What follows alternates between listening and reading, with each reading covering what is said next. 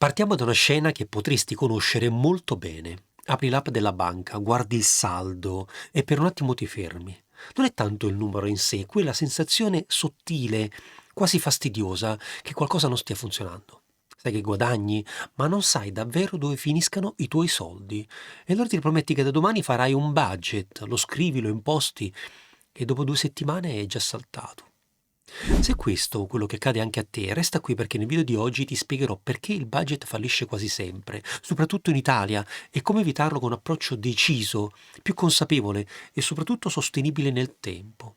Non parleremo solo di numeri, ma di psicologia, di abitudini e di strategie concrete da applicare subito per spendere con consapevolezza ed iniziare a vedere e poi aumentare pian piano il proprio conto in banca. E poi voglio essere diretto con te. Il problema non è che tu non sia capace di gestire i tuoi soldi. Il problema è che probabilmente ti avranno insegnato un metodo che non tiene conto di come funziona davvero la mente umana. In Italia il concetto di budget è spesso vissuto come una restrizione, qualcosa che ci limita, una specie di dieta finanziaria fatta di rinunce, sacrifici e sensi di colpa. E sai cosa succede quando il cervello percepisce una restrizione? Reagisce. È un meccanismo studiato in psicologia comportamentale che si chiama effetto rebound. Più cerchi di limitarti in modo rigido, più aumenta il desiderio di trasgredire. È lo stesso motivo per cui le diete drastiche falliscono. E il budget tradizionale, se ci pensi, nella maggior parte dei casi è esattamente questo, una dieta estrema applicata ai soldi. Ti imponi regole rigide, troppo rigide, elimini tutto ciò che ti dà piacere e dopo poco torni esattamente al punto di partenza, spesso peggio di prima. Ma c'è un altro problema ancora più profondo che riguarda esplicitamente noi italiani. Noi veniamo da una cultura dove il denaro è spesso visto come un tabù. Non se ne parla apertamente, non viene insegnato a scuola e in famiglia si impara per imitazione. Quindi se i tuoi genitori non avevano un metodo, è molto probabile che anche tu oggi non ne abbia uno, che stia navigando a vista, solo con la speranza di riuscire a mettere soldi da parte per il tuo futuro, ma senza avere effettivamente poi un piano.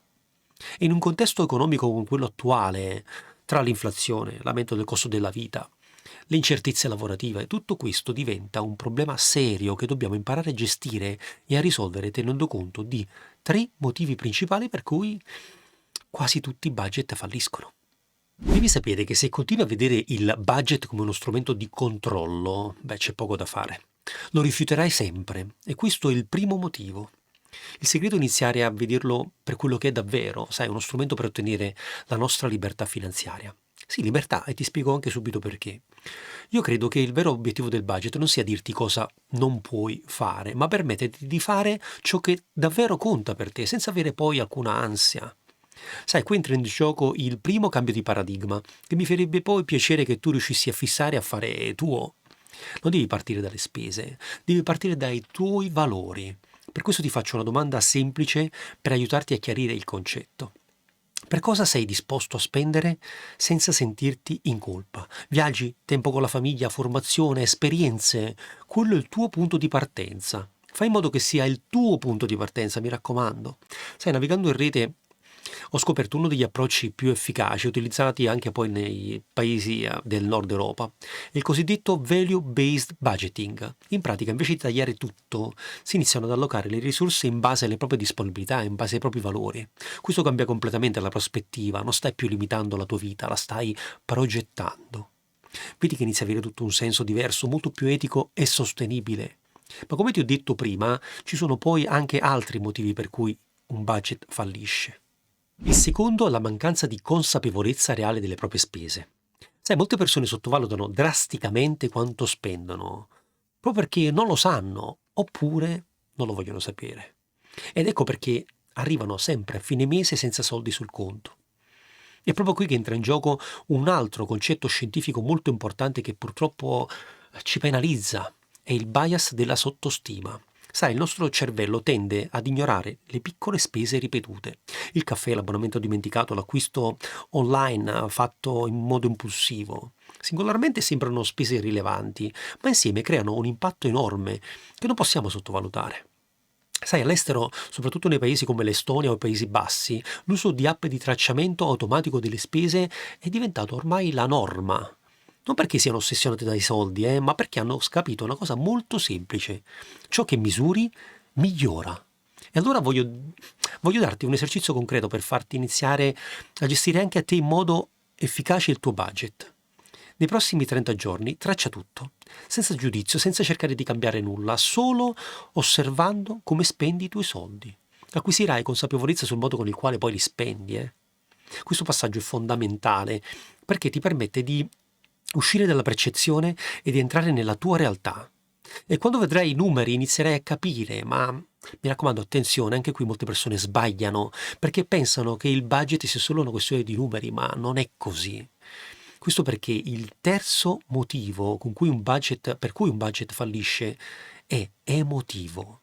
Spendiamo per compensare stress, frustrazione, noia. Quante volte hai comprato qualcosa non perché ti serviva, ma perché volevi sentirti meglio? Questo è il cuore del problema. Se non lavori su questo aspetto, qualsiasi budget è destinato a fallire. C'è poco da fare.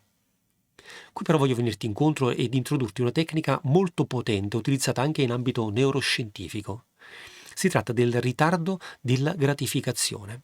In pratica, quando senti l'impulso di comprare qualcosa, non farlo subito. Aspetta 24 ore. A volte possono bastare anche solo 10 minuti. Questo crea uno spazio tra l'impulso e l'azione. E quello spazio è lì che entra la razionalità. L'unico vero alleato contro le tue spese impulsive. Sembra banale ma estremamente efficace. Ma poi andiamo anche avanti ed aggiungiamo un altro tassello ancora più strategico. Ma prima però non dimenticare di aggiungere un like a questo video se lo trovi di tuo interesse per sostenere il mio lavoro e di aiutare poi il canale a crescere. Se vuoi che il tuo budget funzioni, devi imparare ad automatizzare il più possibile. Sai, per esempio, nei paesi anglosassoni è normalissimo impostare sistemi automatici. Una parte del reddito va subito in risparmio, una parte negli investimenti e poi una parte nelle spese. Loro hanno deciso ogni mese di non decidere proprio perché hanno già deciso prima.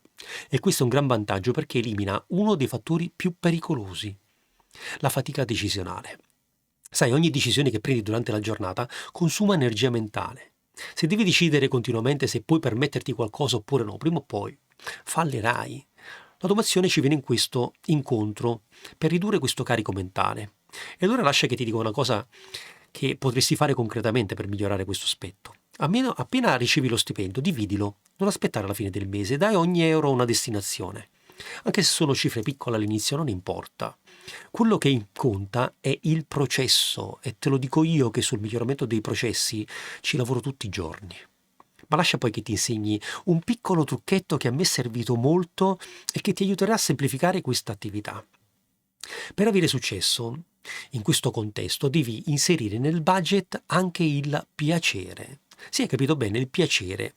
Se non prevedi una quota per ciò che ti fa star bene, il sistema molto probabilmente, anche se automatizzato, non reggerà. Non reggerà perché non è sostenibile.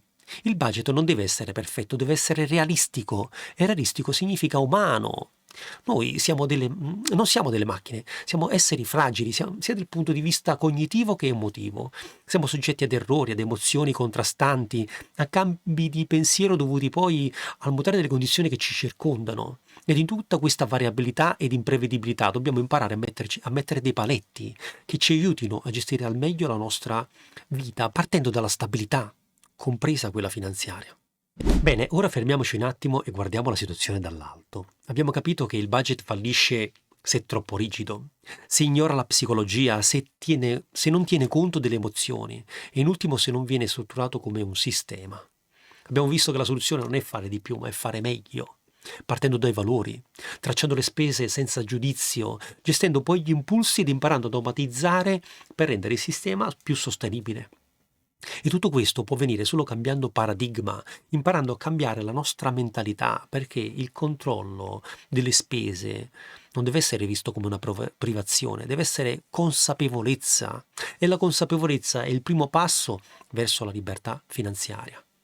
Sai, in Italia siamo un paese dove abbiamo un potenziale enorme, che ci invidiano tutti, ma che non sfruttiamo. Siamo creativi, adattabili, capaci di trovare soluzioni, ma dobbiamo iniziare a portare questa intelligenza anche nella gestione del denaro. Perché oggi più che mai non basta più solo guadagnare, devi saper gestire E se impari a farlo, cambia tutto, cambia il tuo rapporto con i soldi, cambia il tuo livello di stress, cambia la tua capacità di costruire nel tempo qualche cosa di duraturo. E a quel punto il budget smette di essere un problema e diventa uno strumento. Sei d'accordo con il mio pensiero? Scrivimi e fammi sapere cosa ne pensi e sarà un piacere risponderti. Bene, anche oggi siamo arrivati alla fine del video. Spero vivamente che questo contenuto ti aiuti a smettere di subire il denaro ed iniziare a gestirlo con intenzione. Ma ora la responsabilità passa a te, perché sapere queste cose non basta, bisogna applicarle. E fidati, non serve essere perfetti, serve iniziare. Noi ci vediamo al prossimo video.